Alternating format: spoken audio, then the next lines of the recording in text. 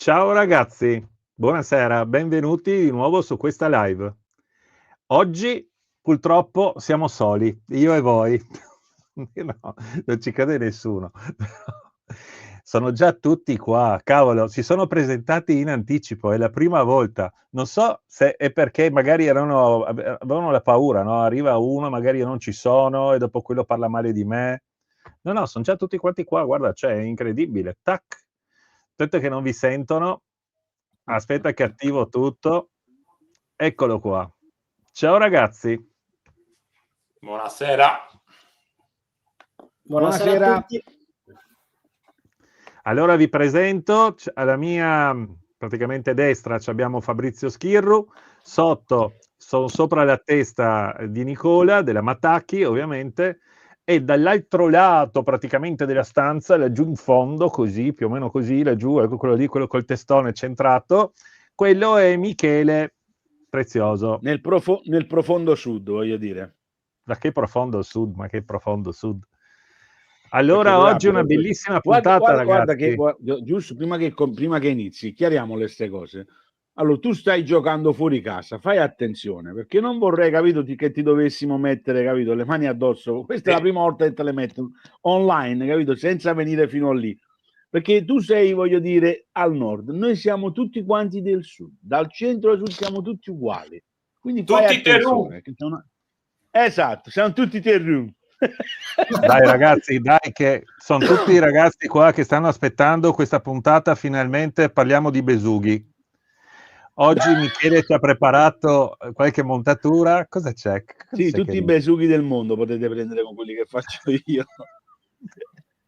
Però sicuramente la chicca ce l'ha anche Fabrizio. Fabrizio, tu c'hai la canna per besughi? Hai fatto la canna per besughi? Ci stiamo lavorando. Ok. E invece Nicola ha un artificiale per besughi, perfetto. Solo che questo artificiale non lo mangiano per la bocca, cioè praticamente glielo devi infilare da dietro, così e infili il besugo. Giusto Nicola? Giusto. Giusto Nicola? Sì, sì. Senti, che colori proponi tu per i besughi, Nicola? Ma sicuramente il nero. Un besugo nero, ho capito. Se glielo devi mettere da dietro, anche il marroncino va bene. È vero. Confondono. Vabbè. Allora, ragazzi, qua siete già tantissimi, vedo, tantissimi messaggi, tantissimi saluti, benissimo, ottimo, mi fa piacere. Facciamo tantissime domande. Guarda, questa puntata sarà densa di sorprese, perché i ragazzacci qua non lo sanno, ma io ho lavorato e mi sono preparato qualcosa come un centinaio, non sto scherzando, un centinaio di domande che farò di volta in volta a uno di voi e dopo i ragazzi che sono in chat dovranno scrivere: questo ha detto una cavolata, no, questo è giusto, no, questo mi piace, però questo non lo sapevo, e dopo vediamo però come ve la cavate anche, no? Ragazzi, qua bisogna metterci un po' di pepino e io ho lavorato. Adesso vediamo se voi siete preparati, perché io posso anche lavorare, ma se voi non siete preparati, qua non sono domande troppo difficili, non sono stato cattivo. C'è una piccola cosa sulla fine, verso la fine, che è un pochettino più complicata, ma insomma non sarà così difficile. Siete contenti di essere a scuola, di essere interrogati, che dopo vi darò questo voto? Allora, adesso non vado a salutare tutti perché, torno a ripetere, abbiamo già una cinquantina di messaggi qua, quindi veramente salutoni a tutti, grazie mille per essere qui. Io mi diverto con questi tre oggi in un modo incredibile. Va bene, dai, iniziamo. Facciamo una domanda subito a Michele. Una domanda facile, dai. Mi sarei meravigliato se fosse stato diversamente. Guarda. Però, adesso attenzione, questo vale per tutti. Non potete però sulla mia domanda dopo dire però se io voglio mettere questo, se faccio questa, cioè dovete essere un po' concisi perché lo facciamo anche per i ragazzi che sono a casa. Sono tutte domande, ovviamente nella pesca dei calamari, e sono domande soprattutto per chiarire le idee a tutti quelli che me le hanno già fatte.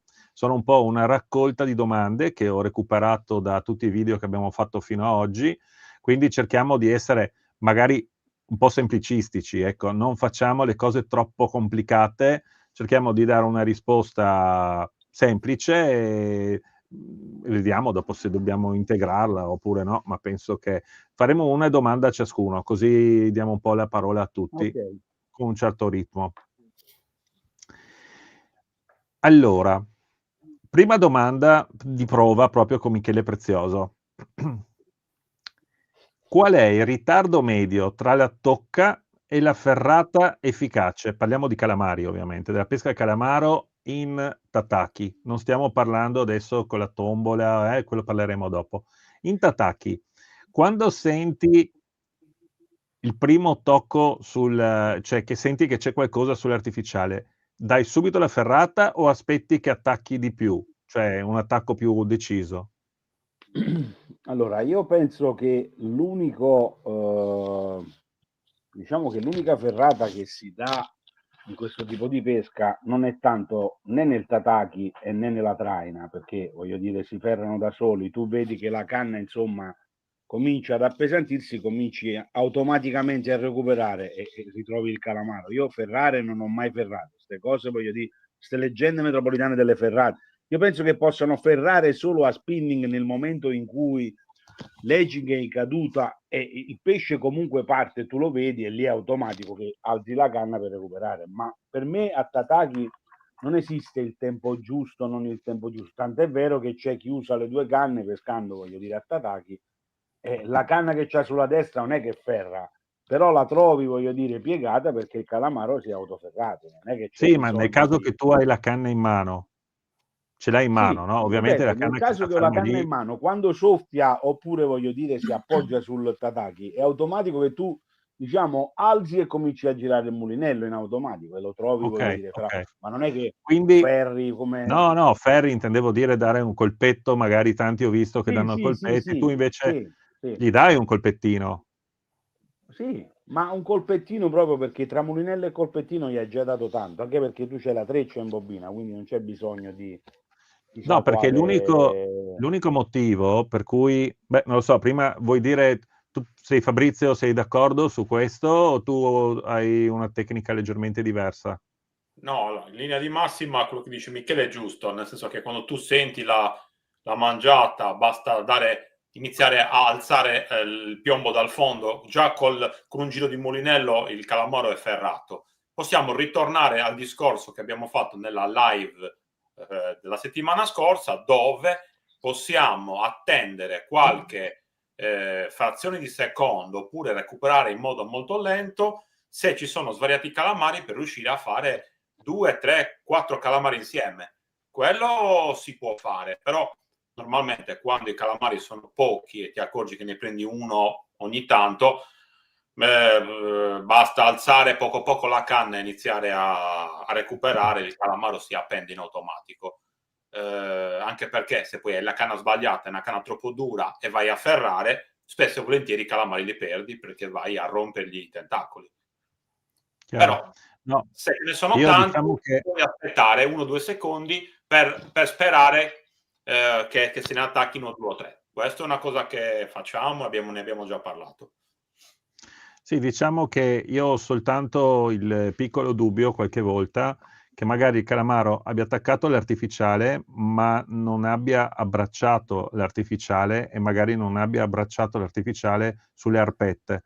Cioè, secondo me, comunque un movimento leggermente più rapido all'inizio ti aiuta a far scivolare o far scappare, diciamo, l'artificiale del calamaro, il quale per corrergli dietro o per rimanere attaccato si va a prendere sulle arpette, perché a me è successo a volte anche calamari che si attaccano e si staccano senza rimanere attaccati, cioè se non gli dai continuità e non gli dai non dico un colpetto, ma insomma non recuperi in un modo un pochettino più deciso all'inizio, ecco, chiamiamola così, più che ferrata. Cioè il momento in cui il calamaro attacca, se attacca l'artificiale sul corpo e magari qui ci sono le arpette, non è detto che vada subito sulle arpette e che riesci a ferrarlo se non fai un movimento un po' più veloce con la canna. Questo intendevo, niente altro. Nicola? D'accordo. Ma io, vabbè, è un po' soggettiva anche la questione. Se parliamo di ferrata, magari no, però un colpettino io lo do sempre, sempre e comunque. Poi, come stavi dicendo tu, quando il calamaro, diciamo, si appoggia all'esca, che sentiamo leggermente il peso, se noi non gli diamo una leggera ferratina, non lo prendiamo il calamaro, perché riapre i tentacoli e molla l'oppai. Anche quando siamo, diciamo, perché poi questo lavoro il calamaro, questa mangiata, la fa proprio quando noi stiamo andando a sollevare leggermente la canna. Noi sentiamo un pochettino appesantire la canna, non proprio una mangiata.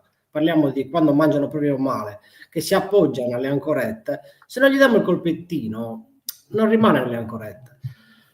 Poi io considero che quando esco a attacchi, diciamo che valuto molto quelli che perdo, non quelli che prendo.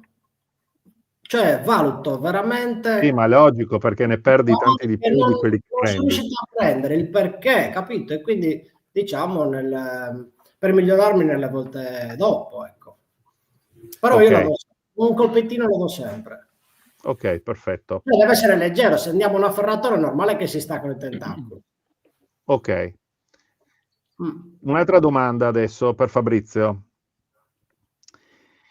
Concorrente e vento contrari.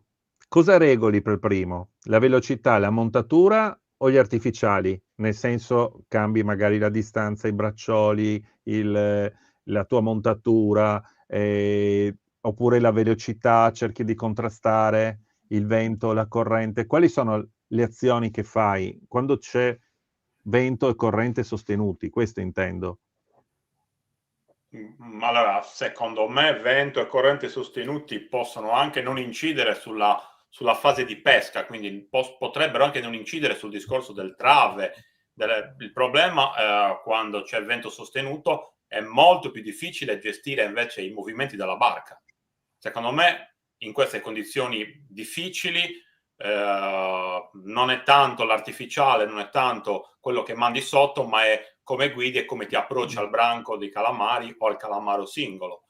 Secondo me quella è la parte più importante, perché quando c'è poca corrente siamo tutti bravi, riusciamo a fare una manovra, riusciamo a starci sopra, ci riescono più o meno tutti.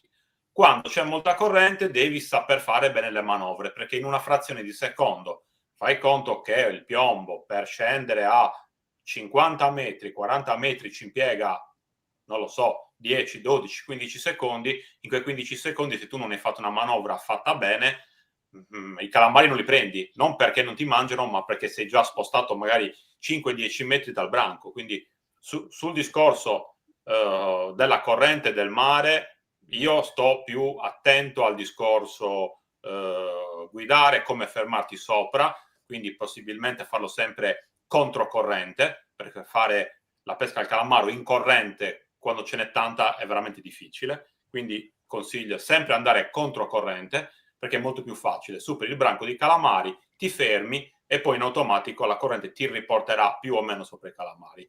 Sul discorso travi, eccetera, eccetera, io sono abbastanza standard, nel senso che non mi piacciono i braccioli lunghi, tengo sempre, quando pesco con braccioli con artificiali normali uso un'asola media, quando uso i mattacchi uso un'asola quasi invisibile, e in linea di massima poi ragiono su 2, 3, 4, 5 artificiali in base a altre cose, non in base alla corrente. Quindi secondo me non cambio idea quando c'è corrente rispetto a quando non ce n'è. È un discorso proprio di guida, secondo me.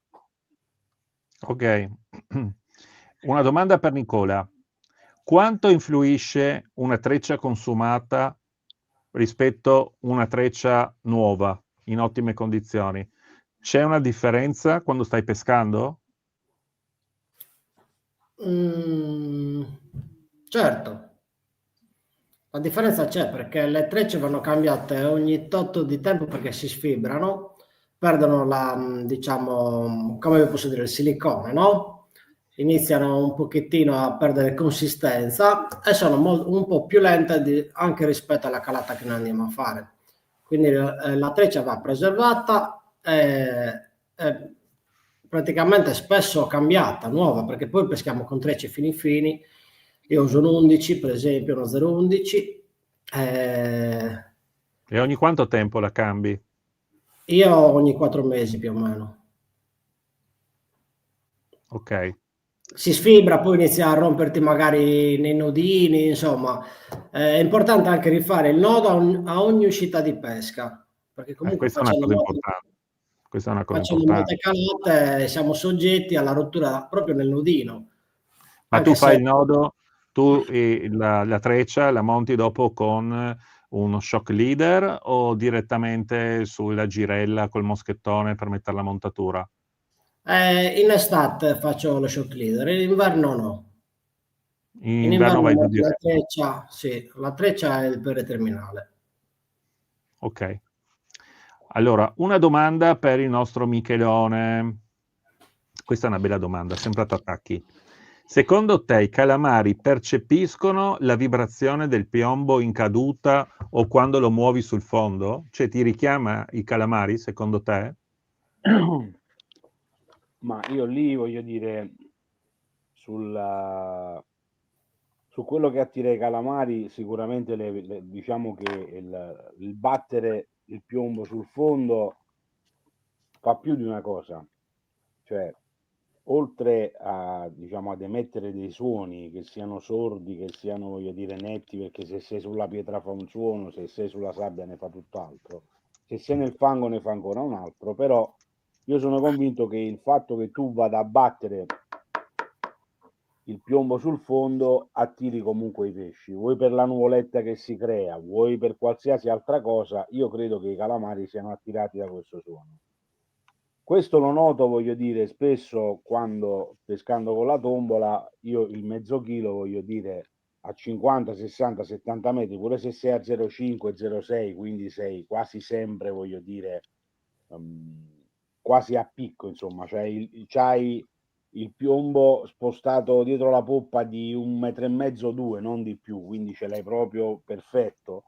Io quando batto il piombo e rimetto la canna a posto, nel 90% dei casi trovo il calamaro, cioè nel senso che il calamaro mi viene a aggredire dopo che io in movimento lo batto 2 o 3 volte a terra e ripoggio la canna a posto. Sì, per me fa differenza questa cosa, fa molta differenza. Ottimo. Allora, un'altra domanda per il nostro amico Fabrizio. Quando, cioè, ti capita qualche volta che i calamari ti toccano gli artificiali ma non restano appesi al trave? Sì? Sì, sì. Fabrizio? Penso Ok. che capiti a tutti. Ok, in quel caso cosa fai? Cioè, cambi tecnica, cambi movimento, cambi artificiale, cambi qualcosa o rimane tutto uguale e insisti? Allora, parto dal presupposto che se ti toccano, ti sfiorano l'artificiale, in quel momento quell'artificiale gli sta piacendo, altrimenti non te lo toccherebbero proprio. La cosa che io provo a fare è provo a cambiare qualche movimento. Partiamo dal presupposto che io tendo a muovere l'artificiale molto poco, nel senso che io sono della scuola che dice meglio una cima ferma perché la riesci a leggere molto di più che una cima continuamente in movimento t'attacchi. Quando muovi la cima non riesci a capire un granché, quindi il calamaro ti si appende e tu lo prendi, ma se invece tieni la cima ferma riesci molte volte a leggere delle piccole varianti. Ovviamente devi avere una canna che ti permette di leggere la cima, quindi non tutte le canne te lo permettono, e così io riesco più o meno a vederlo, come si dice, ascoltiamo, perché è una cosa un po' particolare. Quando anche lì non riesci poi a afferrarli, molte volte tendo a lasciare il filo in bando. Quando proprio mi accorgo che ti toccano ma non riesci a afferrarli, allora gli lascio il filo in bando. E spesso e volentieri capitano delle giornate dove col filo in bando i calamari si attaccano da soli, mentre invece col filo teso ti fanno dannare. Ok. Volevo solo rispondere anche a questo commento. La facciamo tutti la traina notturna. Adesso iniziamo con i tataki e dopo parleremo della traina diurna e dopo anche della traina notturna, perché sono 3 aspetti importanti nella pesca del calamaro. Tutti e 3 sono importanti, non c'è una tecnica principe, diciamo. Ci sono quelli più appassionati della traina notturna, quelli che invece amano andare a pescare i calamari di giorno a Tataki, e chi ama invece, come Michele, andare a fare la tombola avanti e indietro, su per giù per il golfo, giusto? Notturna. Sì. Allora, adesso una domanda per Nicola. Secondo te quanto dura la finestra? Sai che ci sono dei momenti in cui i calamari vanno tipo in mangianza, cioè riesci a prenderne di più. Sì, tipo in frenesia alimentare, no? Secondo te quanto tempo dura la frenesia? Perché non è che dura ore, dura un certo numero di minuti. Secondo te quanti minuti sono buoni? Quando iniziano a mangiare bene, per quanto tempo normalmente rimangono in quell'attività? Allora, qua c'è da dire una cosa però, che la fanno svariate volte durante la giornata, nel senso hanno degli orari cruciali che loro si attivano molto di più rispetto ad altri orari. A me è capitato di farne tipo da un branco anche 10 di calamari sullo stesso branco.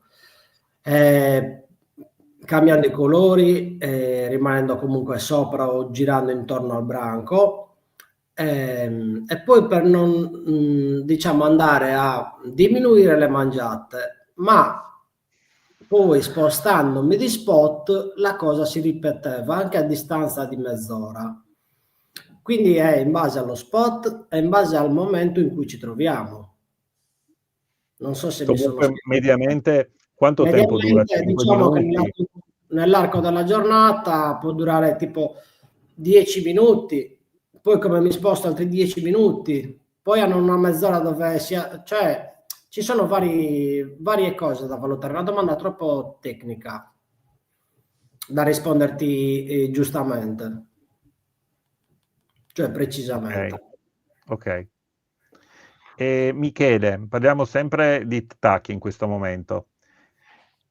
Qual è la velocità in cui tu consideri, cioè una velocità troppo lenta o troppo veloce di scarroccio per la tecnica del Tataki? Cioè, per farti un esempio, 0,2 nodi è accettabile o è troppo poco, ti aiuti col motore?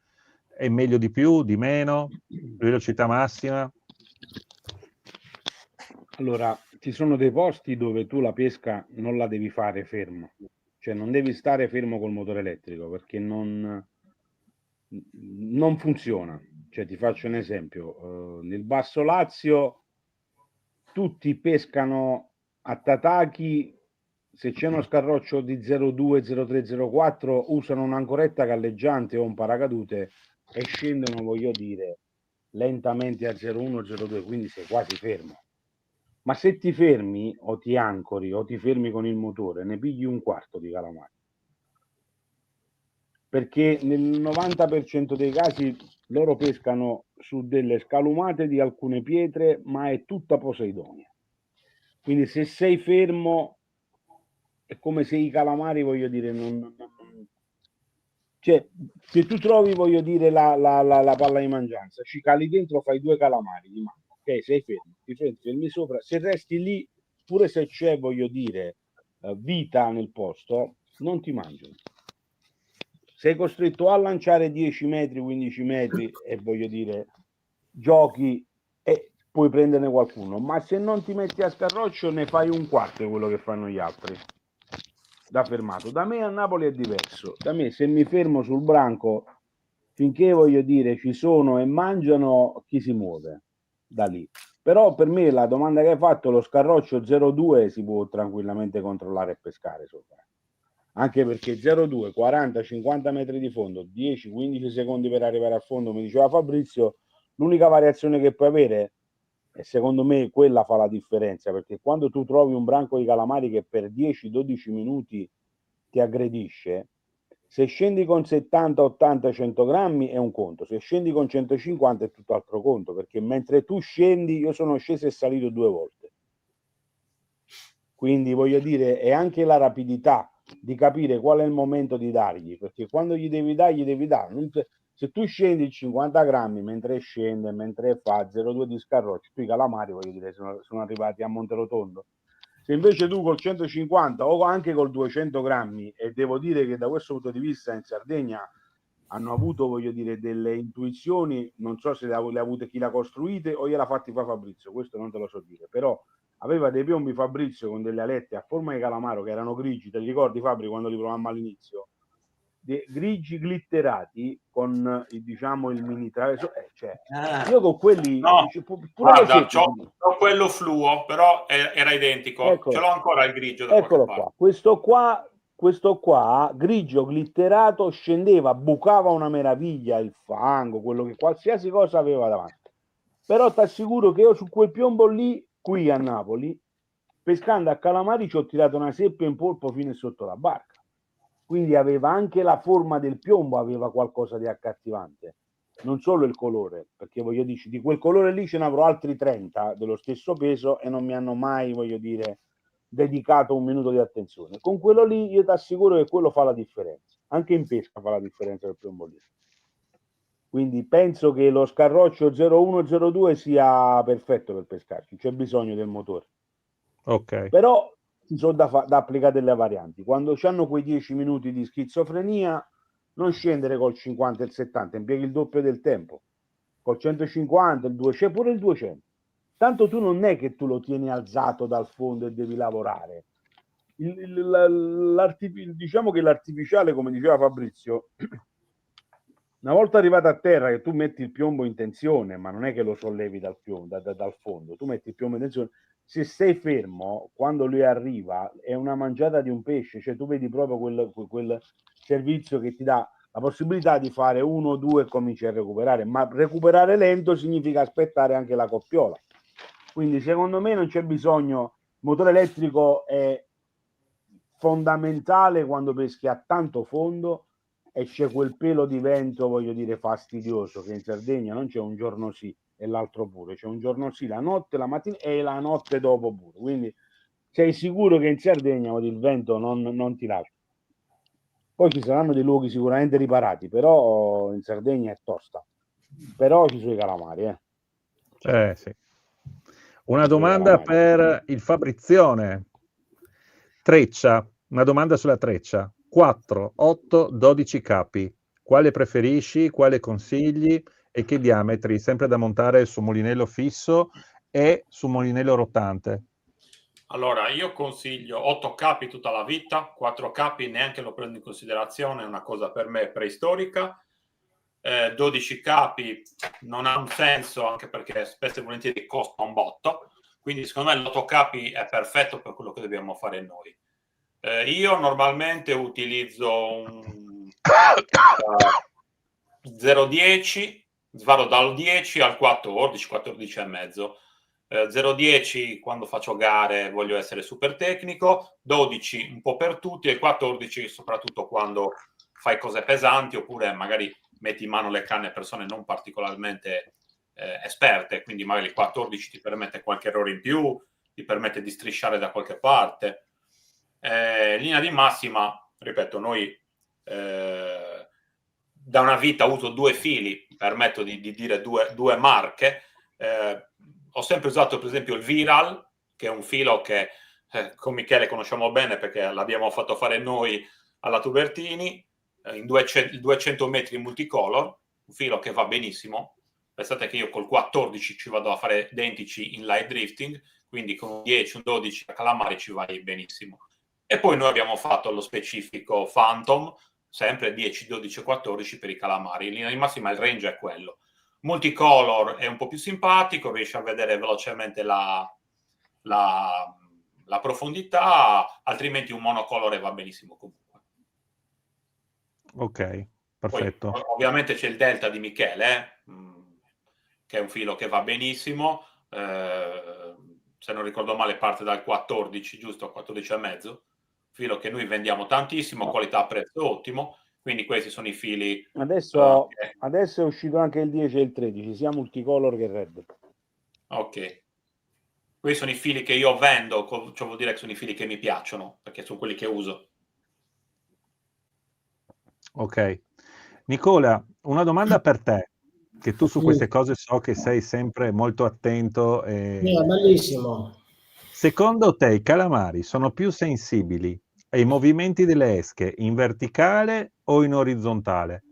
Cioè, il calamaro è più attratto da questi movimenti che facciamo noi quando gli siamo sopra o quando, per esempio, ci spostiamo lateralmente, magari tiriamo l'esca e gli diamo dei colpi laterali? Domanda difficile, questa. No, abbastanza. Sì, no, è difficile. No, a parte gli scherzi, è difficile. Ma anche perché, cioè, noi ci immaginiamo il tattaki come una pesca verticale, ok? Quindi cosa facciamo? Diciamo, normalmente noi vediamo la marcatura, scendiamo, proviamo un minuto, poi recuperiamo e andiamo via. Però ci possono essere delle diversità nella pesca al calamaro. Cioè bisogna essere anche un po', come ti posso dire, con la creativi. mente aperta, no? Cioè, se noi una volta che individuiamo il target del calamaro, sta a noi cercare di insidiarlo al meglio. Quindi più lavoriamo con la fantasia, perché non c'è niente di sbagliato nella pesca se non lo si prova. Quindi se non ci rende un colore, un movimento, un'altra cosa nella verticale, proviamo anche l'orizzontale. Poi noi abbiamo anche girato il nostro primo video, se ti ricordi Davide, delle tecniche del tuo canale, nelle tecniche di pesca dalla barca, dove proprio dimostriamo che dopo un paio di minuti il calamaro in verticale non mangia. È bastato mandare il gommone avanti di qualche metro, mettere il filo in orizzontale, adagiare il piombo a terra e il calamaro ha mangiato nell'orizzontale. Quindi ci sono tante varianti in questo tipo di tecnica da affrontare in pesca, cioè sta a noi lavorare al meglio per poterli prendere. Quindi a volte mangiano bene in verticale e molte volte bisogna provare anche nella diciamo tecnica orizzontale, no? Mettergli l'oppa in una maniera differente da come si aspetterebbe, tipo un'esca che sta andando via e lui va e la mangia. È un po' particolare. Aspetta che ce l'ha l'uno Michele che vuole andare al bagno forse. Cosa vuole dire lei? No, ho fatto la pipì prima, quindi sta a posto. Okay. No, dicevo, la considerazione di Nicola non è giusta, è più che giusta, però mi dà, voglio dire, una conferma per tutte le volte in cui io dico il tataki è micidiale, ma la tombola è un altro pianeta. Perché? Perché con la tombola tu sei sempre in orizzontale, ok? Ma non vai, voglio dire, a 10 nodi, 15 voli sopra. Tu a 0,5 per coprire un raggio di 20 metri, ma sei sempre in pesca. Per fare quello che dice Nicola, cioè tu sei verticale, stai a tataki, cominci a spostarti, ti muovi. Quando gli muovi, voglio dire, l'esca in maniera diversa, ti attaccano. C'è chi invece, come dice Nicola ancora, dopo un minuto si ruga i maroni, recupera, si gira, ritrova la palla e ci va. Quel tratto che tu hai fatto da dove non ti mangia più a dove ti mangerà se trovi un altro branco, io sono in pesca. Quindi la tombola, che piaccia o no, è l'unica pesca che ti mette in pesca per 10 ore continue. Anche quando l'ecoscandaglio, da me usato in automatico perché sono un demente, non trova nulla, io sono in pesca comunque, perché cammino e trovo il calamaro dove lo devo trovare, cioè al mio filo attaccato. Allora, quindi questa cosa dice Nicola. Diciamo che sono due tecniche che danno i loro frutti. Non saprei dire in questo momento se c'è però una tecnica, come hai definito te, che non ce n'è per nessuno, nel senso che è vero che con la tombola tu spazi tantissimo, ma io penso che, per esempio, come faccio io? Io vado con la barca, vedo i calamari, li calo in testa, prendo 2 calamari, 3 calamari, li tiro su, mi sposto di 50, 60, 100 metri, trovo altri 2 calamari, li calo in testa, li recupero e via così. E questo vuol dire che in un'ora faccio normalmente, posso fare anche 25, 30 calamari. Questo parlo d'estate in agosto quando mi servono per esca. Altri miei amici invece che usano questa tecnica e vanno un po' a zonzo, ogni tanto prendono un calamaro, ma non hanno la precisione chirurgica e il movimento veloce che ho io. Io li cerco a 3-4 nodi i calamari, anche a 5 nodi a volte. E dipende tutto come fai il lavoro. Allora, se vai a pescare alla cieca, cioè non usi lo strumento, o lo usi molto poco, o non ce l'hai, o per dire non conosci la zona, non sai dove andare a cercare i calamari, sicuramente la tombola alla lunga paga di più, perché fai tanta più strada, sei sempre in ricerca, l'esca è sempre in funzione. Ma nel caso che uno, per esempio, abbia un buon strumento dove gli mostra bene i calamari, è molto più rapido nell'andare a trovare i gruppetti di calamari. Parlo di situazioni in cui non è che il mare è pieno di calamari, non è che ce n'è uno di 10 metri, no? E anche il recupero e il tornare giù. Se tu trovi un branco di calamari a 30 metri, sono più veloce io col tataki che te con la tombola. Sicuramente, no? Cioè, un piombo da mezzo chilo non lo recuperi in 30 secondi. Se siamo in 30 metri e c'è un multifibre del 14, peschi con un 300 grammi, non peschi con mezzo chilo. Io pesco con 2 canne, una calo e una tira su. Tu cosa fai? Ho capito, vabbè, tu c'hai pure con 3 canne, uno tira su, una tira su, tira su. Io pesco, io non pesco con più. Allora, mo ti dico una cosa. Anche questa storia, voglio dire, della tombola, no? Con Fabrizio abbiamo fatto un filmato, diciamo, divertente, abbiamo spiegato la modifica, tutte le cose, abbiamo fatto le prove. Poi ci sono sempre le domande intelligenti, ma quella è acqua dolce o è acqua salata? Cioè, proprio io che cosa ti dovevo dire? Cioè, che cosa ti devo rispondere? Io ti sto facendo vedere una cosa e tu mi dici acqua dolce, è acqua Miki, per le risposte ci penso io, perché le tue meglio ogni tanto sono molto più diplomatiche. No, ma sono curioso, era acqua dolce o acqua salata quella? Che acqua era? Al Mastra. Era acqua dolce. Al Mastra, l'ha pigliata dal lago a fianco che avevamo lì. No, ma comunque, quando fai le prove di galleggiamento dei tuoi artificiali, li fai nell'acqua dolce o nell'acqua salata? Io l'ho fatto in tutti e due, non è che c'è una grande, non c'è proprio quasi differenza, te lo posso garantire. Che l'ho fatta sia in mare che faccio in barca. La differenza c'è. L'acqua salata ha una densità maggiore. Se tu vai a nuotare nell'acqua dolce, se vai a nuotare nell'acqua dolce, vai molto più giù che nell'acqua salata. Nell'acqua salata rimani più a galla, cioè hai una pressione idrostatica. La differenza ai fini della modifica sono mezzo centimetro di spiena in più, voglio dire, cioè non ti cambia nulla ai fini della pesca. Quindi noi facciamo sempre le cose cioè, capito? Le cose astrofisiche, le congiunzioni. Ma scusa, noi abbiamo persone molto sensibili che stanno attenti anche ai piccoli dettagli. Scusa, Però allora a quel punto dovremmo fare un'altra cosa. La modifica dell'artificiale, dobbiamo metterci le bombole e dobbiamo andarla a fare a 40-50 metri. Ma non solo, ma tu non solo. Tu devi fare l'artificiale. L'ho visti nella telecamera, però, Senti un po', devi fare la modifica anche in funzione della temperatura, perché anche l'acqua cambia la densità tra l'acqua calda e l'acqua fredda. Un artificiale che ti lavora bene a 10 gradi non può lavorare bene a 20. Quindi te devi avere la tombola te devi avere la tombola d'acqua salata, acqua salmastra, acqua dolce, acqua calda, acqua fredda, acqua io tiepida. Io pesco sempre in mare, non so voi, ma io i calamari li faccio a mare. Acqua tonica. Gin. Beh, insomma, niente, adesso io ho altre domande, devo fare le domande, ragazzi. Voi mi interrompete e dopo mi mette... Nicola, te che sei un sensibile, perché io lo so, su queste cose qua, Nicola, una sensibilità pazzesca. Quest'anno cosa hai notato come cambiamento più evidente nel comportamento dei calamari? Più evidente?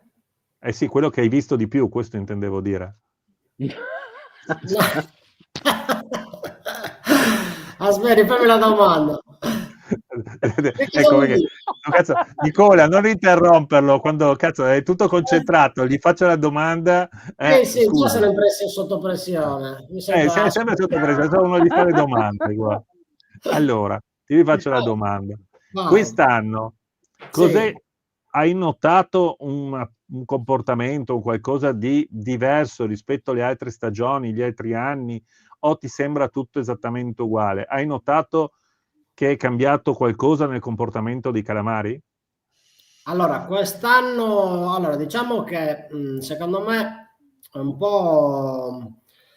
Non siamo ancora entrati nel pieno dei calamari perché stanno arrivando un po' a ondate, un po', diciamo, le catture stanno avvenendo a settimane. Stanno seguendo molto le fasce lunari, però proprio in questo il mese scorso mi è capitato tantissimo di trovare i calamari, diciamo, di catturare i calamari e trovarli nella vasca in diversa posizione. Nel senso, io ogni volta che li metto in vasca, i calamari stanno in orizzontale, nuotano pacifici, tu apri la vasca, loro sono tranquilli, vivi, cambiano il colore, bellissimo. Però nell'ultimo periodo si mettevano tutti con le ventusine attaccate alla vasca sotto, tutti a testa in giù, con il sederino verso fuori dall'acqua. Questo un po' mi ha fatto pensare. Non mi ero mai accorto gli scorsi anni che facevano un comportamento del genere, quindi ho detto, ma c'è qualcosa di strano, non lo so, è una cosa che ancora non ho appurato perché era la prima volta che mi capitava e quindi sono rimasto un po' così. Solo Secondo questo. te, Michele, c'è qualcosa, la stagione è strana o è tutto uguale come gli altri anni, secondo te, Michele? Allora, da me c'è stata un'anomalia, nel senso che io ho cominciato a fare calamari in un periodo dove nessuno ci punta un euro. Cioè, io ho cominciato a metà giugno, e poi hanno incalzato, ma siamo andati a provare, non per altro, perché stavamo pescando a Bolentino e abbiamo pigliato dei pesci che avevano, diciamo, dei morsi sulla schiena e si fermava mentre tu recuperavi. No, ma sono seppie, no, ma sono quello. Ho detto, guarda, per me sono calamari, però cioè, uno può provare. Ho calato l'artificiale diciamo, avevo degli artificialini con me, ho fatto un terminale, non avevo la canna con la treccia e fa quel lavoro lì, però l'ho fatta a mano. E dopo 2 cale ho fatto un calamaro. Ho detto, questi non so se sono calamari. Domani proviamo, domani proviamo. Siccome è un posto dove noi peschiamo spesso a Bolentino, a Orate lì, eravamo lì per quello, e il primo giorno ne ho fatti 10, il secondo giorno ne ho fatti 15, poi 2 o 3 giorni non sono andato, poi ne ho fatti 20, poi, cioè mano a mano sono usciti i numeri, ma fino, voglio dire, all'altro ieri. Si sono fermati una settimana circa, voglio dire, prima di questa luna che ha cominciato, diciamo, prima della luna nuova. Con la luna piena fino alla discesa sono diminuiti, per una settimana si sono un po' diradati e poi hanno ricominciato. Quindi quest'anno per me tutti dicono vedrai st'inverno. Io penso che se hanno cominciato prima finiscono prima. Perché da noi da me ci sono tantissimi, ma proprio tantissimi tonni, Davide. Tanti. Non sono pesci grandi, ci sono mangianze che scoppiano in tutto il golfo, ma in 10 metri d'acqua, non voglio dire a 100 a 150 metri. E quando arrivano quei signori lì a terra, i calamari proprio, cioè, non li vedi più per 15, 10, 15 giorni. E quest'inverno sarà così, perché di tonni ce n'è tanti, partono da 15-20 kg, sono pesci che arrivano massimo a 60-70 kg, ma ce n'è talmente tanto che, cioè, a volte quando ti salgo, quando si scoppia una mangianza vicino alla barca, ti passano intorno, boom, boom, boom, cioè ti vengono con la testa nella barba, non sape niente. C'è chi, voglio dire, qualcuno l'ha pigliato con raffio, proprio perché era in mezzo a questa mangianza per cosa fare. Secondo me si era pure pigliato paura, perché voglio dire, pigli il raffio per cosa? Stai seduto in barca, non pensi che possono rompere la barca. Però ti ripeto, quando arrivano quelli calamari, da me i calamari con quei pesci ci vanno d'accordo. Però quest'anno secondo me ce ne sono stati tanti, in periodi in cui non se li aspettava nessuno. Io a luglio e agosto li ho sempre fatti, però li ho fatti, voglio dire, in altri posti, in altre situazioni, ma non questi numeri qua. Cioè ci sono giornate, voglio dire, che tu fai giornate, esci alle 4:30, vai in barca, arrivi sul posto a pescare solo alle 5:15, alle 9 c'hai 25, 30 calamari, insomma. Cioè periodo di giugno, luglio, ma chi? Dove? Io ci metterei la firma. Il problema è tenerli vivi, quello è un problema. Quello lì è un problema. tenerli vivi, se non è la vasca coinventata con la serpentina all'interno che c'ha un riciclo di almeno 200 litri, scordatelo, cioè sono caramelline, le poggi in acqua, dopo 2 secondi sono, voglio dire, uguali alle caramelline aperte dei bambini, proprio senza consistenza. Però per mangiare, se li tieni bene, fai l'abbaiatura e li tieni bene in frigo, sono perfetti. Non so da voi quanti, da voi sono arrivati, ce ne sono di più o in meno l'anno scorso? Da noi sono iniziati ormai da un mese più o meno, ma sì, si fanno anche belle pescate, insomma. Oggi mi hanno mandato le foto proprio di un mio amico che è andato fuori, ha preso una ventina di calamari in un paio d'ore, ma senza fastidio, insomma. È andato fuori, ha provato a calare 2 o 3 volte, ha tirato su un 20 calamari, è tornato a casa, insomma, anche perché per non andare oltre le quote consentite. E una domanda per Fabrizione. Secondo te, quando vai a pescare i calamari, meglio soli in barca o in 2 o in 3? Cioè calare più artificiali fa effetto mangianza? Allora, ti premetto che io a pesca vado sempre in compagnia perché o per lavoro o per il divertimento io odio andare a pescare da solo. È una cosa che non concepisco. L'ho fatto per 30 anni a pesca subacquea. Quando vado a fare calamari siamo sempre in 2, se non in 3.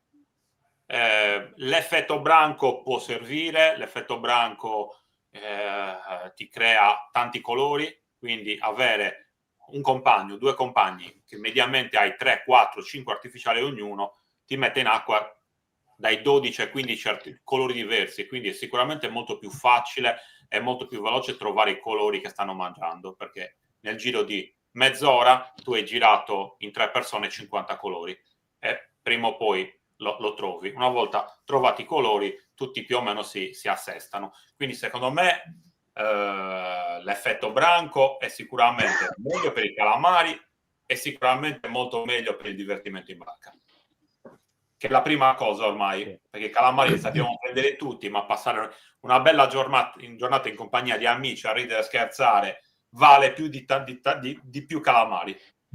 Ma ovvio. Una domanda per Nicolone. Sei in pressione? Non è questa la domanda. Dai. In quali condizioni di luce, secondo te, i tataki smettono di funzionare? Cioè, a che ora? Al tramonto? Cioè, quando dici, basta, tataki, smettiamola, cominciamo ad andare a traina, perché i tataki ormai non paga più.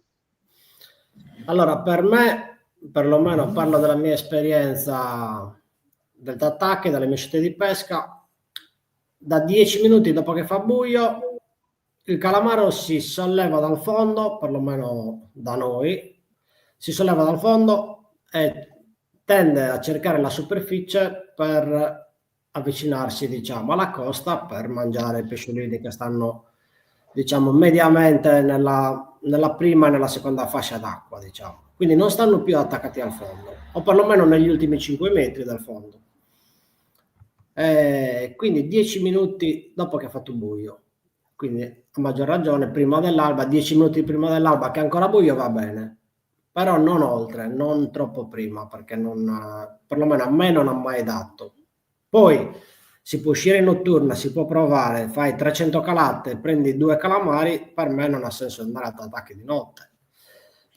Poi non so, cioè io l'ho fatto tantissime volte, tantissime. Okay. Adesso diamo spazio un po' a un po' di domande che ci hanno fatto, che ce ne sono diverse. Allora, vediamo un po'. Allora, questo... Grazie Davide, ma un grazie tante a Matti per la pesca, il mitico Michele, lo zio, che poi il leader della Mattacchi, che saresti tu, Nicola, nel caso Io? Sì, no, grazie non si sa mai. Qua c'è Danilone che salutiamo, speriamo che non si sia addormentato. Lui usa i miei video per andare a dormire. Adesso voglio che tutti quelli che stanno seguendo la live mi scrivano: anch'io ti uso come sonnifero, perché sta cosa non so se deve farmi piacere o meno. Cioè, chi di voi si addormenta quando guarda le mie live o i miei video? Quando ci siamo noi quando ci siamo noi nessuno, quando sei tu da solo qualcuno si può addormentare. Bravo. Sì. Qualcuno che dice la verità ogni tanto ci deve essere. Sì, i 4, guarda qua, Michele Sanna, i 4 delle Ave Maria. Miguel. Michelone. C'è anche Michele Imperiale. Ciao Michi. Molto bene. Allora, la prima domanda tecnica per Michele. Come recuperare i braccioli con la tombola mantenendo la trazione sul calamaro? Potrebbe essere una domanda questa, però non lo è. Ma sì, lo è, cioè nel senso Sì. è una domanda per te, Michele. Ma allora, come recuperare i braccioli della tombola? Partiamo dal presupposto che dietro la tombola c'ha dei 300,5 kg di piombo, quindi voglio dire i calamari sono sempre in trazione, non c'è bisogno di chissà quale momento in cui la canna è arrivata o alla girella che metti sopra o al nodo e c'è il bracciolo a 1 metro, il calamaro è sempre in tensione, quindi non devi fare nient'altro che prendere il filo, fare 2 passi e poggiare il calamaro all'interno o guadinarlo. Quindi semplicissimo, è una cosa che viene da sé, non ha nessun tipo di difficoltà, perché c'è un piombo da mezzo chilo, la barca è in movimento, quindi il calamaro è sempre in trazione. Non c'è un momento in cui il calamaro non è in trazione. Non è in trazione solo quando è entrato nel guadino, ma già è nel guadino e quindi è a posto. Dai, un'altra domanda per te. La velocità massima della tombola? Velocità massima della tombola, per me la tombola non deve superare 0,7. In qualche ciclo lunare questo arco temporale è più lungo che in altri. Stiamo parlando dell'arco temporale di quando mangiano i calamari che parlavamo prima con Nicola, no? Cioè ci danno di più e più a lungo. Questo sempre, secondo me, è in base a tanti anni di pesca. Cioè il ciclo lunare, dicono, influisce molto sull'attività del calamaro. Effettivamente questo è vero. Fabrizio, tu preferisci andare a pescare i calamari con la luna piena o quando non c'è la luna, con la luna a metà? Come fai? Le maree, tutte queste cose qua, come le consideri? Allora, quello che noi abbiamo notato è che quando c'è luna piena, il giorno, la pescata di giorno a Tataki diventa molto più complessa. Il vantaggio di andare all'alba sparisce completamente, cioè lo vai a bruciare, e normalmente l'alba è il momento migliore. E spesso e volentieri quando la luna e la notte è piena, molte volte la pescata la salvi all'ora di pranzo. Quindi se la vogliamo girare da un punto di vista che ci svegliamo più tardi, ok. Però è anche vero che le migliori pescate, penso che anche Nicola lo potrà confermare, è quando non c'è luna o la luna comunque è calante, con luna piena la notte, quasi sempre io ho avuto disastri e comunque difficoltà a trovarli. Ok. Perché non mangiano, hanno già mangiato durante la notte, quindi la mattina sono a bulici, questo fondamentalmente. Però sono più grandi, più grossi, belli pieni. Se li trovi, se mangia, sì. Michele, usando con la tombola un trave da Tataki con 1 centimetro di finale, prenderesti di meno rispetto ai finali di 2 metri?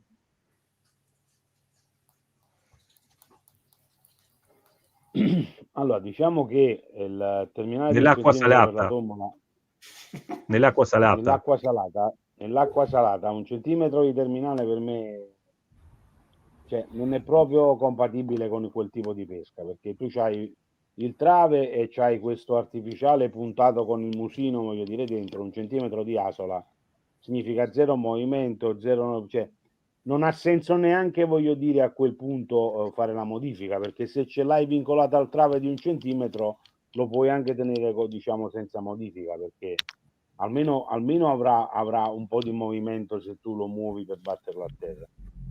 Quindi per me il trave minimo deve essere, voglio dire, 2 metri, poi cioè il bracciolo deve essere minimo 2 metri.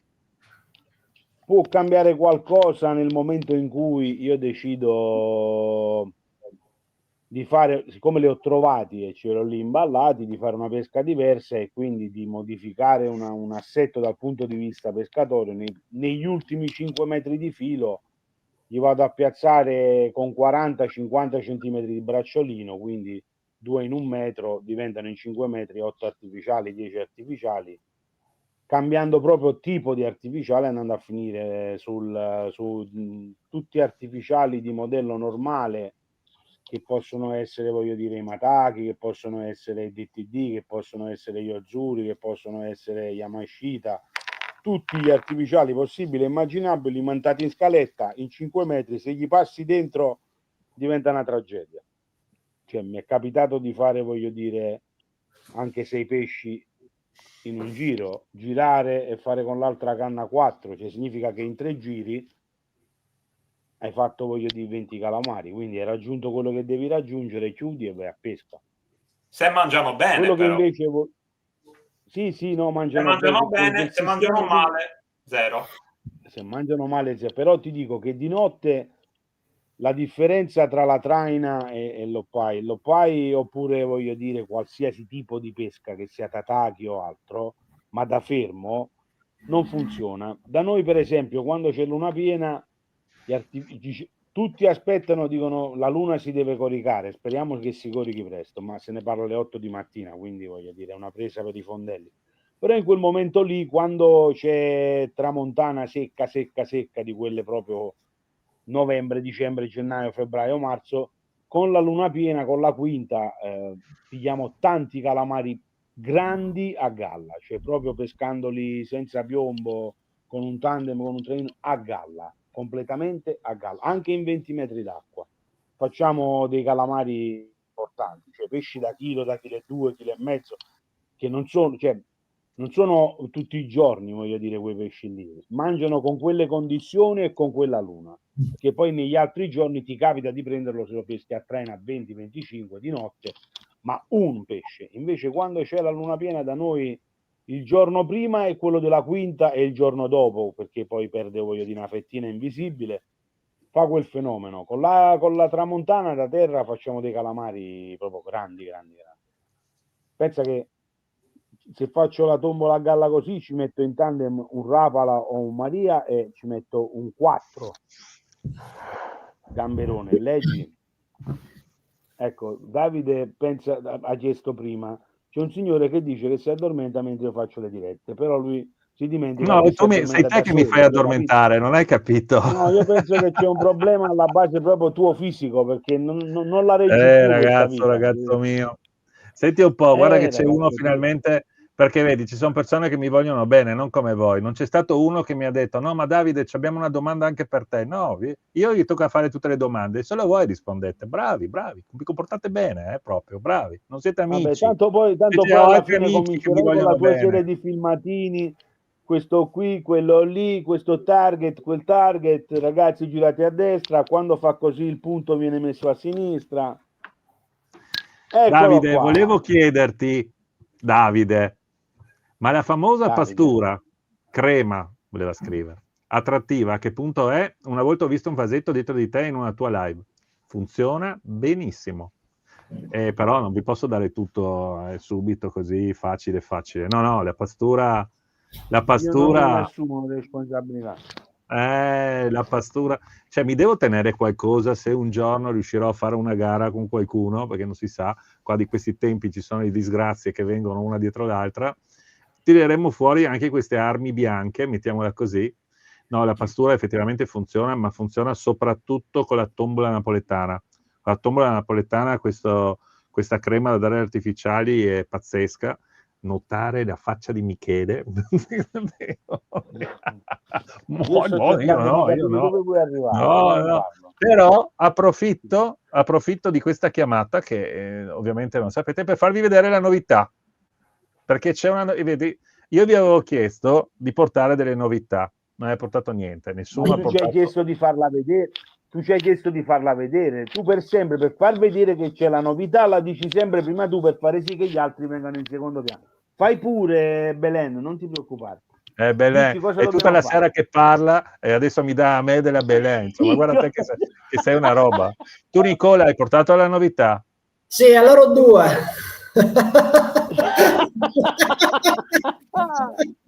Basta, io le dirette, ha ragione Fabrizio, c'è troppa confusione, dopo non ci stanno più attenti, la gente si stufa.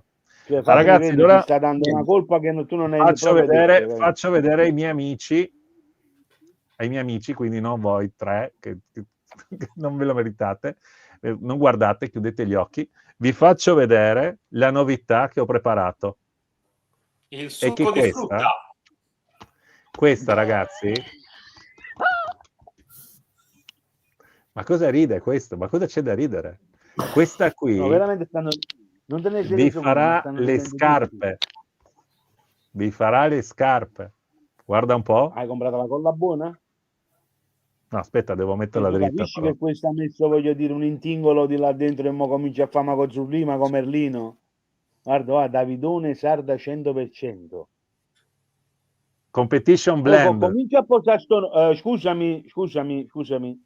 Parlo io per Nicola. Comincia a posare sto nome, perché sto Davidone su sta pastura già deve pagare i diritti d'autore. Perché già hai usato questo nome. Davidone. Esatto. È il nome mio, non ho capito. La userò per tu chiami voglio, Davide, non Davidone. Io devo chiedere il permesso per usare il Davidone quando l'unico vero originale no, perché Davidone tu ti sono chiami io. Davide. No, io sono il Davidone, solo per gli amici. Per questo diciamo che se proprio qualcuno può permettersi, sono io, visto che te l'ho messo io, Davidone. Non esatto, è vero. Me l'ha messo lui. Tutti si prendono i meriti. Diciamolo. Beh, ragazzi, non volete non mi fate qualche domanda su questa cosa speciale? Guarda che roba liquida. Questa roba qua, ragazzi, l'avete vista? L'avete vista bene? Questa roba qua ne sentirete parlare. Ho fatto delle prove già da quest'estate. Per dire il vero, è già un anno che sto lavorando a questo progetto. Finalmente siamo riusciti a trovare la quadra. Questa qui è sarda pura, non c'è nessun altro integratore, chiamiamolo così. E per certi tipi di pesca è un attrattivo pazzesco. Ma perché?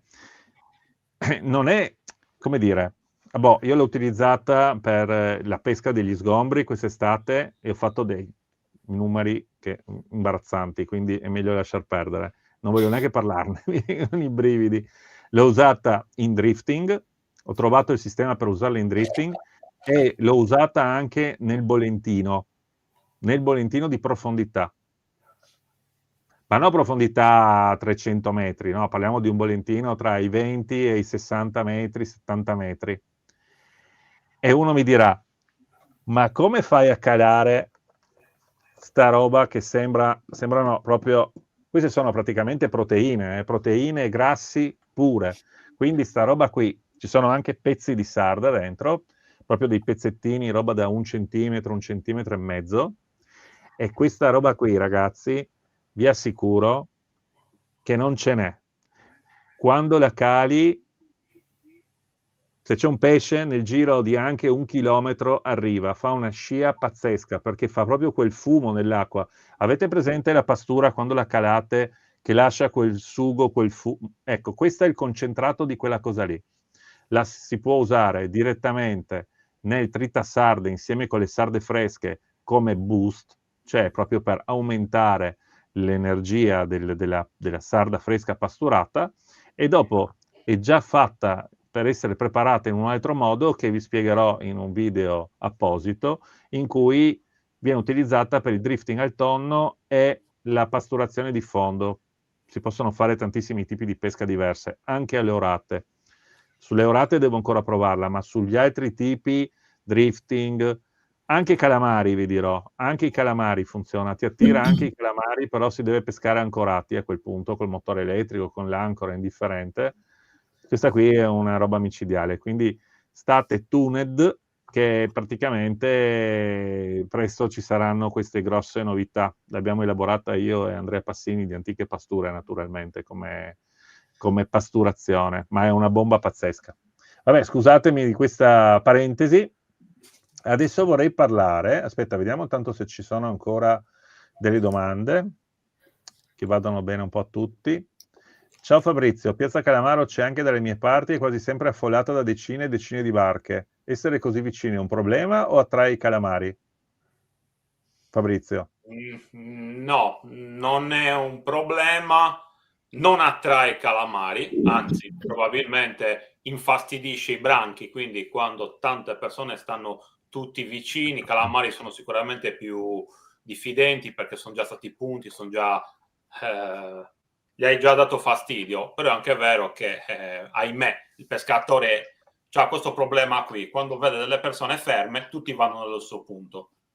Da noi c'è Piazza Calamaro come da te. Io non amo andare in Piazza Calamaro perché sono uno di quelli a cui piace gironzolare e preferisco andare in zone magari anche meno conosciute, dove i calamari sono più tranquilli, quindi probabilmente stare da soli è decisamente vincente rispetto a stare in gruppo, perlomeno nei calamari. Ok. Michele, cosa pensate quando siete fuori e iniziate a vedere i delfini saltare? Personalmente mi viene voglia di rientrare. È un errore? O bisogna insistere oppure no? No, Coi io delfini. quando vedo i delfini o cambio proprio posto, ma cioè di un quarto d'ora, 20 minuti di barca, perché i delfini sono una cosa micidiale per i calamari. È come la pastura che ha fatto Davide, uguale. Io uso le live di Davide per addormentarmi al posto dei video della pioggia.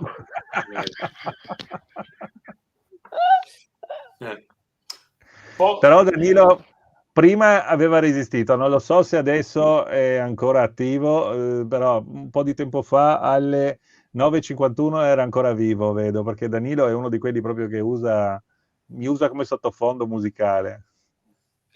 Posso raccontarvi un piccolo aneddoto sul discorso delfini? Sì, certo. Io, come tutti i pescatori, quando vediamo i delfini diciamo: bah, è finita la pesca, possiamo andarcene a casa. Però c'è un tipo di pesca dove più di una volta noi siamo riusciti invece a usare i delfini come aiuto.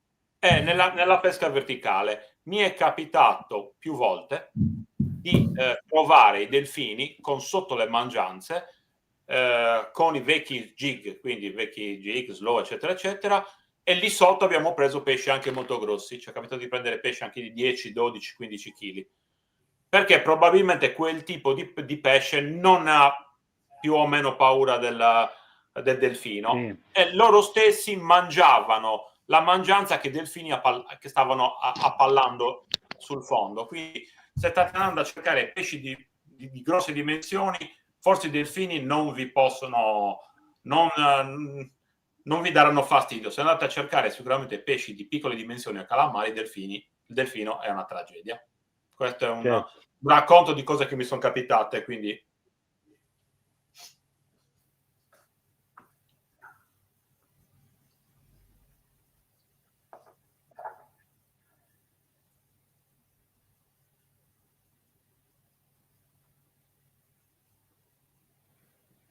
non c'avevo il microfono.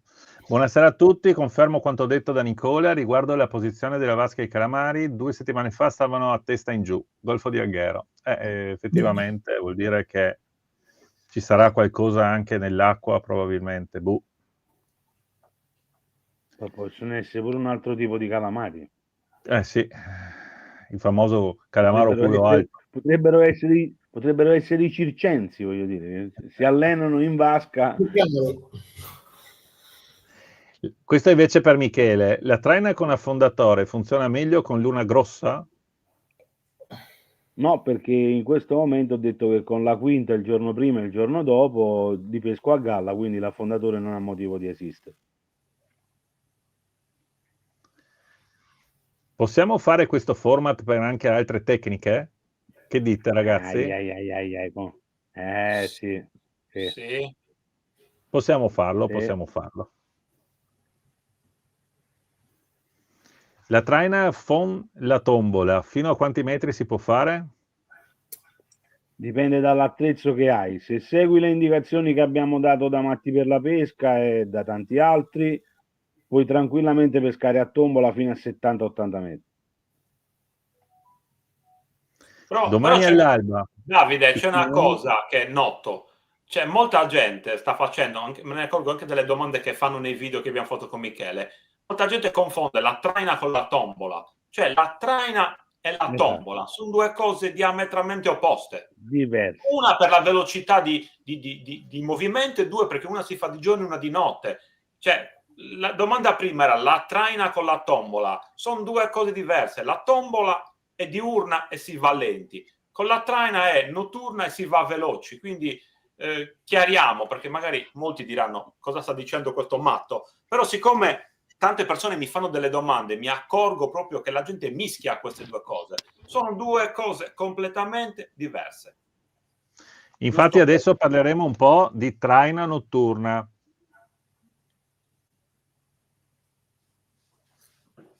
La mia preferita. Vai Fabrizio. Dopo ci dico qualcosa anch'io perché a me piace la traina notturna, io l'ho fatta per tanti anni. Io la traina notturna da noi si fa da tantissimo tempo, ma io non l'ho mai amata fondamentalmente perché di notte si prende un freddo che la metà basta.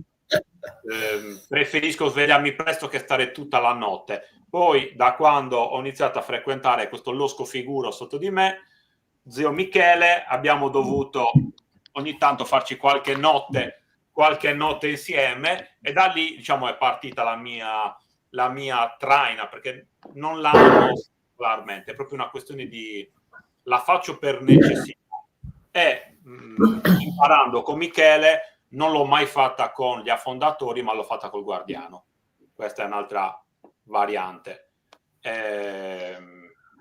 Diciamo che sì, la traina notturna si fa, io la facevo spesso semplicemente con piombi molto leggeri, perché di notte, almeno dalle mie parti, si va a traina notturna con la luna, non senza luna, ma con la luna, perché i calamari si avvicinano sotto costa, ma si pesca 3, 4, 5 metri d'acqua, non è che serve andare più giù. Così è vincere facile, però. Ma tu i calamari li peschi a 1 metro d'acqua, su 1 metro d'acqua li trovi. Quando ci sono a quelle profondità e quando il fondo te lo permette.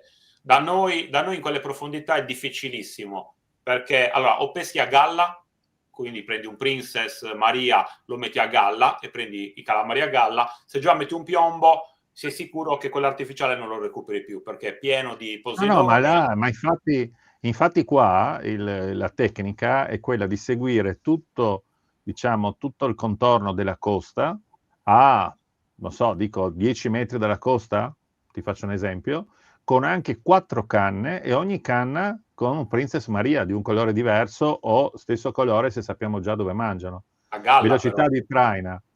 Prego? A galla. Sì, solo il Princess Maria e dove vuoi che stia? Perfetto. Solo quello, cioè, solo uno su ogni canna.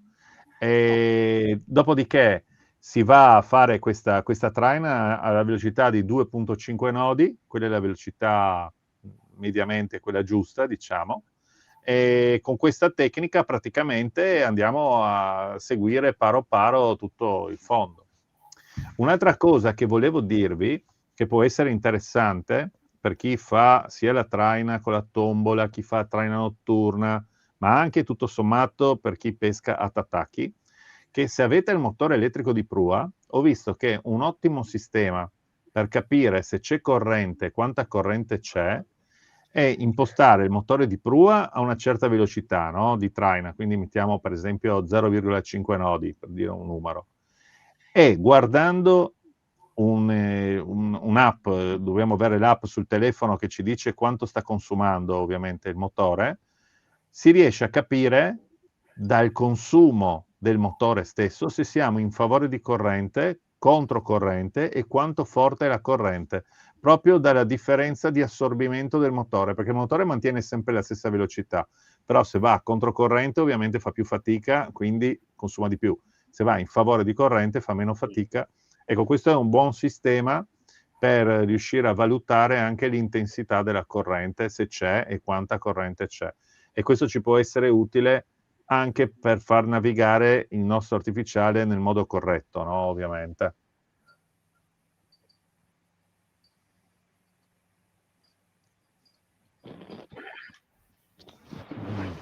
Io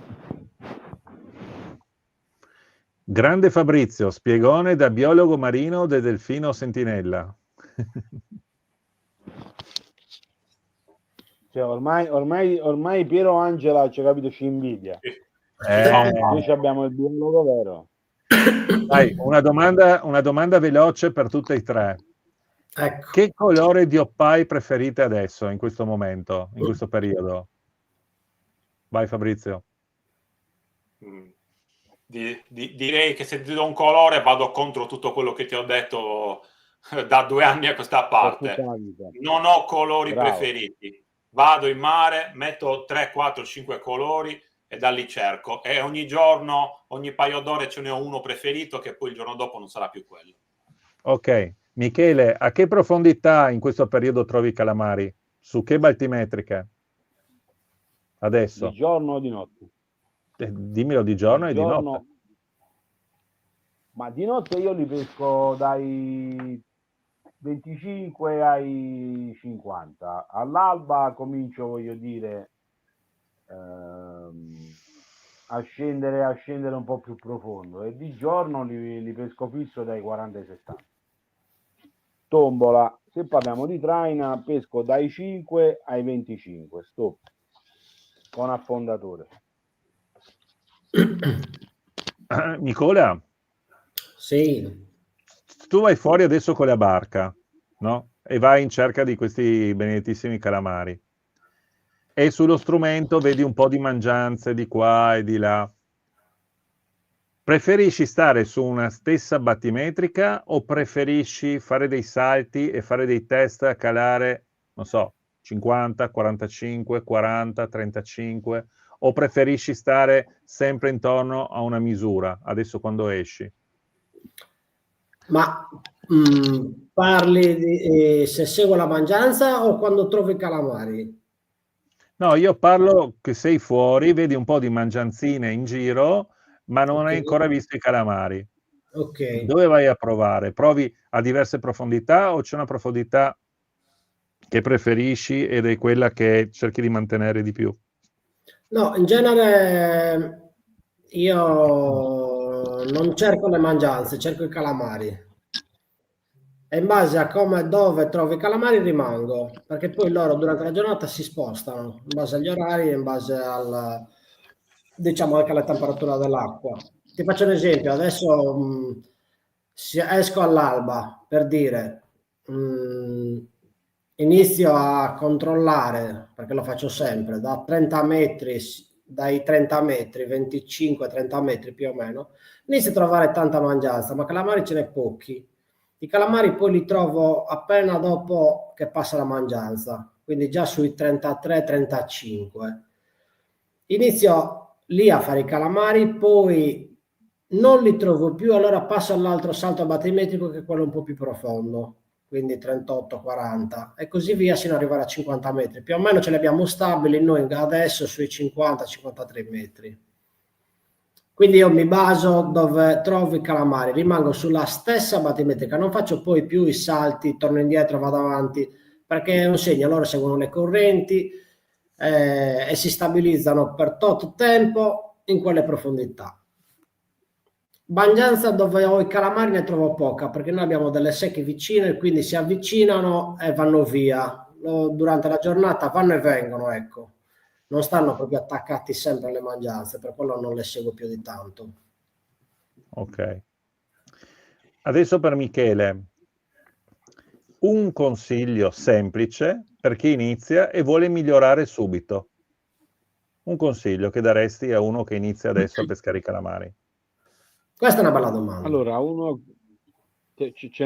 però c'è da parlarne, non è che si può fare in 3 parole. Cioè, tanto per cominciare bisogna avere una fortuna. No, occorre che lo dici in 3 parole, dici in tutto quello che serve. Ok. Allora, tanto per iniziare bisogna, secondo me, affidarsi a delle persone che nel settore siano valide, che abbiano, voglio dire, dei negozi di punti di riferimento come Matti per la Pesca, ce ne sono tanti in Italia, però voglio dire, avere a che fare con persone che ci mettano la faccia e ti dicono quello che veramente va fatto, perché pescare il calamaro oggi non è difficile, cioè le trecce ci sono, non sono accessibili, sono, voglio dire, fattibili, quindi tramataki, oppai, 3000 tipi di artificiali. Uno che deve cominciare, secondo me, se inizia in questo periodo, io gli farei fare più traina, onestamente, che tataki, perché il tataki ti lega comunque tanto al discorso ecoscandaglio, conoscere settaggi, conoscere posti e quant'altro. La traina è nell'immediato sotto costa, quindi è quello che tu puoi vedere tutte le sere prendendo il caffè sul lungomare, vedi ste barche con ste lucine che vanno avanti e indietro, e quindi seguirle non sarà difficile. Per iniziare basta, pure se non hai una canna e un mulinello, un trave del 50, del 60, mettere una lenza a galla con 2 o 3 pesciolini, diciamo, di colori diversi, una a destra e una a sinistra, gommino, voglio dire, montato sullo scalmo del gozzetto, pure se non c'hai il portacanna di 200.000 euro, voglio dire, funziona uguale. Quindi secondo me la traina è molto più accessibile del tataki, perché tataki c'è costo canna, costo mulinello, costo treccia, terminali, artificiali. La traina, un 60 nylon, un 30, voglio dire, fluorocarbon 5 metri, girella tripla, 2 artificiali, sei in pesca. Non c'è bisogno di nessuna ricerca, da me pescano tutti senza ecoscandaglio. È vero che conoscono, voglio dire, per bene la strada da percorrere, però nel momento in cui sei nel trenino che va verso il castello e torna dal castello, il giro una volta più fuori, una volta più a terra, sei lì. Se ci sono i calamari, l'emozione la prendi subito. Quindi io consiglierei subito. E poi per qualsiasi cosa rivolgersi a persone che nel settore, voglio dire, abbiano un palmares di verità, perché le foto le possiamo fare tutti, però voglio dire, sostenere un discorso e far vedere ciò che è, io tra Fabrizio, Ciro Serafino e qualcuno altro, il resto per me, voglio dire, è noia. Quindi per questo te invece, è quello che mi sento di dire. Sì, per te Fabrizio, se dovresti dare sempre un consiglio per qualcuno che inizia e vuole migliorare subito, il tuo consiglio qual è? Allora, Michele ha parlato della traina, io a questo punto parlo del tataki perché è la mia pesca, la pesca che mi diverte. Allora, prima cosa è quando fai tataki, ovviamente ci vuole un ecoscandaglio, poi non c'è bisogno di avere un ecoscandaglio di milioni di euro, basta avere un piccolo ecoscandaglio e cercare di imparare a usarlo. Poi altra cosa importante è avere un po' di cartucce, cioè le nostre cartucce sono i nostri artificiali, quindi quando uno inizia, il discorso che diceva Michele, un po' di spesa bisogna farla perché ahimè senza artificiali non vai da nessuna parte.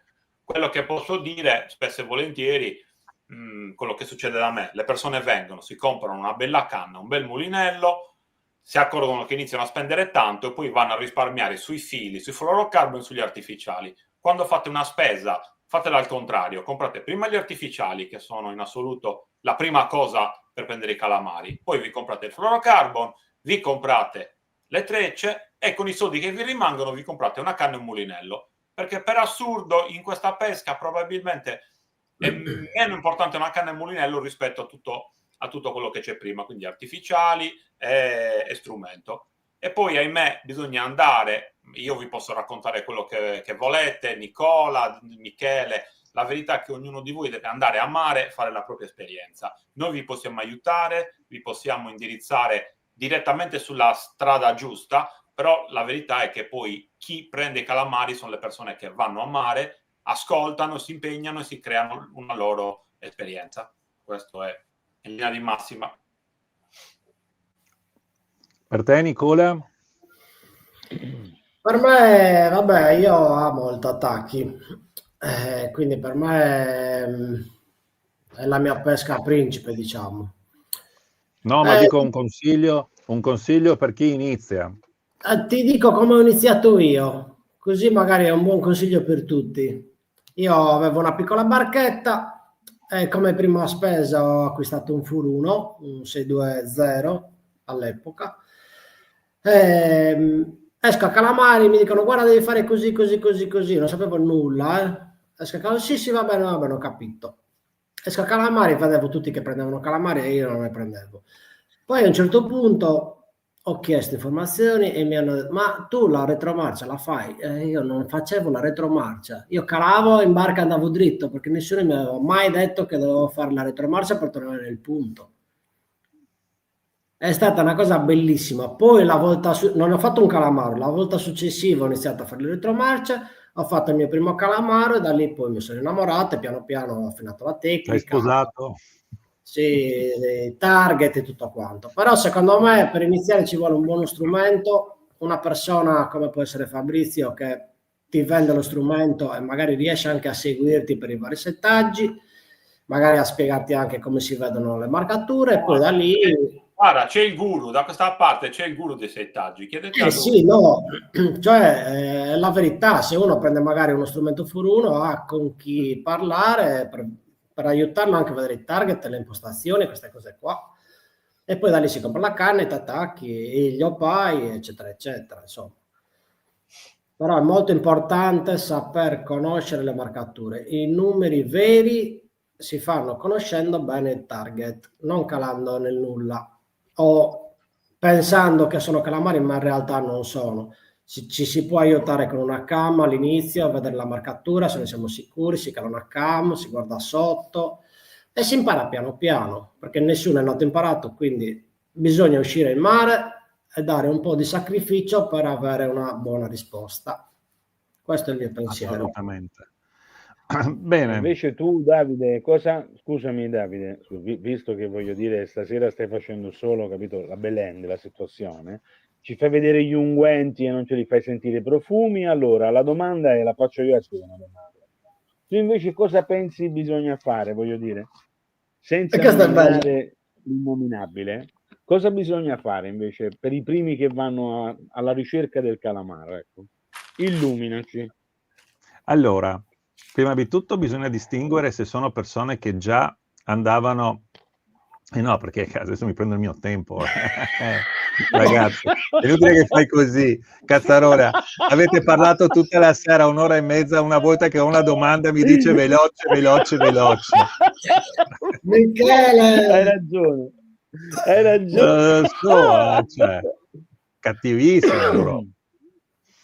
Allora, innanzitutto bisogna distinguere tra due grandi gruppi di persone, quelli che già pescano i calamari da terra e che per le prime volte si avvicinano alla pesca del calamaro in barca, e quelli invece che proprio vanno per le prime volte in barca senza aver mai fatto nulla a terra.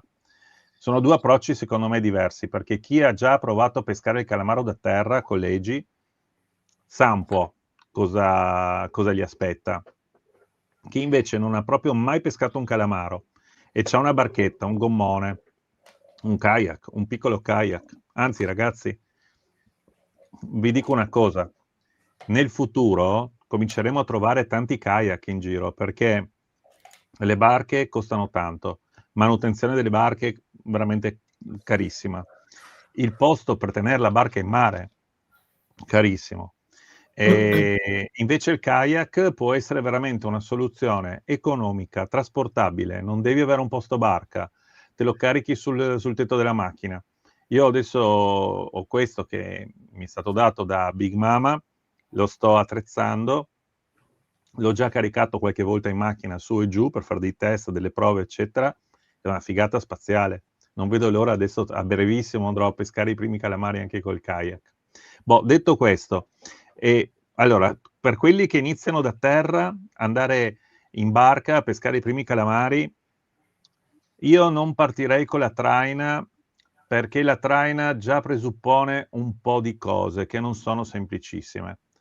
La traina abbiamo detto che si fa di notte, prima di tutto. Quindi andare di notte con la barca per uno che non è pratico, di mare e di barca, perché è difficile che uno sia un grande pescatore e non abbia mai pescato i calamari. Probabilmente è uno che ha appena preso la barca o si sta avvicinando a quel mondo lì. Ecco, ci sono diverse cose da imparare di notte. Prima di tutto che il mare è assolutamente scuro, buio, nero, non si vede niente, è pieno di insidie che magari di giorno sono facilmente visibili perché vedi le boe, vedi i palamiti, vedi le reti, vedi le cozze, eccetera. Di notte tutta sta roba qua diventa difficilissima da vedere. chiaramente puoi usare una luce, metti la luce sulla testa, tutto quello che vuoi, ma comunque non è facilissimo. Andare fuori con la luna piena ti aiuta tantissimo, quindi scegliere magari le giornate ideali dove non c'è vento, c'è la luna, andare fuori in due, così uno dà la mano all'altro, però proprio per iniziare la vedo molto difficile. Più facile t'attacchi, come ha detto Fabrizio, ci si comprano 3 esche, e ci sono anche dei kit già pronti della Yamashita dove ci sono già 3 esche, ecco lì, come anche questo, un'altra cosa fondamentale, io non andrei a prendere esche economiche per iniziare. Non è che spendere 10 euro su un'esca o spendere 2 euro sull'esca ti cambia la vita. Si fa un investimento minimo, si prendono 2-3 esche buone piuttosto che averne 10 che non valgono niente, e dopodiché si guarda anche dove sono le altre barche che pescano, si riconoscono subito quelli che pescano i calamari e si va a provare là vicino, senza neanche andare a fare grandi studi sull'ecoscandaglio. Ovvio che se uno ha l'ecoscandaglio ha la voglia di mettersi lì e imparare a usarlo, a fare i settaggi, a fare lo shift, usare il clutter e mettere a posto il gain e avere la sonda giusta e tutte queste cose qua, è chiaro che sei avvantaggiato, ma anche se non lo fai o non ce l'hai e vai comunque nelle zone dove ci sono i calamari, qualche calamaro prima o poi lo prendi. Una cannetta qualsiasi, magari la cannetta da Bolentino che usavi fino all'altro anno, o una canna anche veramente scrausa, perché comunque, come abbiamo detto prima, il calamaro se lo prende anche lasciando la canna sul portacanne, quindi non è così difficile prendere un calamaro. E dopo là si comincia, si inizia da quello e si va avanti. Dimmi Michele. Io devo dire che ci sono tante novità, voglio dire, in commercio per la pesca del calamaro, però trovo onestamente molto più, come dire, tutti hanno fatto qualcosa per il calamaro, dagli artificiali alle cose, però ho notato che Fabrizio aveva tirato fuori un prodotto che io ho comprato, a 3, a 4 e a 5. Ci sono ormai già anche i terminali pronti, quindi la solettina, la spillina giusta, tutte le cose fatte. Perché? Perché comprare delle attrezzature senza sapere che tu devi aprire, innanzitutto devi comprare lo spillino, perché l'Oppai non è come gli altri artificiali che davanti hanno la girellina, o come i Mataki che non rompono i maroni perché hanno, voglio dire, un anellino perfetto. L'artificiale, gli Oppai o quei modelli lì devono avere una spilletta particolare. Invece, voglio dire, loro hanno fatto una cosa intelligentissima. Perché? Perché a parte che è stato fatto col fluorocarbon e non tutti li fanno col fluorocarbon, ma la cosa bella è che quel moschettone non ti rompe l'unghia del pollice, perché se ci fai caso tutte le girelle che vendono, qualsiasi di qualsiasi azienda, Tubertini, tutte hanno sto moschettone che per aprirlo è una cosa, io ci ho sempre rotto sto dito qua per colpa di queste cose. Invece il loro è morbido ed è fatto bene, sono fatti bene, li ho usati, vanno bene. Quindi queste sono cose, voglio dire, vedi, per chi pesca. Se uno va in un negozio e questo negozio vende ecoscandagli, nel 90% dei casi, se non si ha da quell'altra parte qualcuno che capisce innanzitutto che pesca devi fare e quindi ti indirizza su uno strumento, innanzitutto capisce che sonda devi applicare, perché ti dice: se devi fare questa pesca qui è inutile che prendi il 156.000 watt e li fai al forno quando ci passi sopra, basta che monti questa, voglio dire. Per questo vi dico, l'importante è trovare delle persone che ci mettano la faccia. Cioè, io se chiamo Davide e ho un problema ad un furuno, e ripeto furuno, senza che noi poi dopo, quando faccio le dirette, gli fate le domande, io ci avrei un Garmin, io c'ho un Ammin, lui è furuno, stop. Quindi, se io ho un problema in mezzo al mare e ciò voglio dire uno strumento furuno, lo chiamo e dico: allora, adesso due sono le cose. O mi confermi che sei Belen perché sei Belen, oppure voglio dire io comincio a pigliare l'aereo, vengo a Trieste e da domani comincerei a correre per tutta la Croazia fino a Lussino, a Stintino, dove vuoi tu, ti faccio correre tutto. Lui mi risolve il problema. Ma oggi tutti quelli che fanno questo lavoro qua, il problema più grande è quello. è che non c'è, voglio dire, una responsabilità nel fare le cose, Davide. Oggi purtroppo, siccome è un mondo pieno di casino, se vai a finire nelle mani sbagliate ti fai proprio male. Hanno venduto un gommone da offshore a un ragazzo, voglio dire, che non ne capiva una mazza. Gli hanno venduto un gommone con 200-300 dietro per andare a Bollentino. Dove cazzo deve andare questo a Bollentino? Ho detto, scusi, ma dove vai a Stintino? Parti da qua e vai a Stintino 600 cavalli. Cioè, dovete andare? Noi a Capri, voglio dire, dobbiamo arrivare a 19 miglia. Non è che... Però voglio dire, oggi l'importante è vendere. No, l'importante è far capire innanzitutto alla gente che cosa facciamo. E poi dargli, voglio dire, le risposte giuste. Secondo me quello è uno dei problemi principali. Troppa gente a fare, voglio dire, a cantare, non si fa mai giorno. Quando i galli sono troppi a fare chicchirichì, giorno non viene fuori. Questo è quello che io vi dico ogni volta. Ti leggo il messaggino. Esatto, bravo. Mi mancava Vedi, ci sono i ragazzi che capiscono. Zio Michele.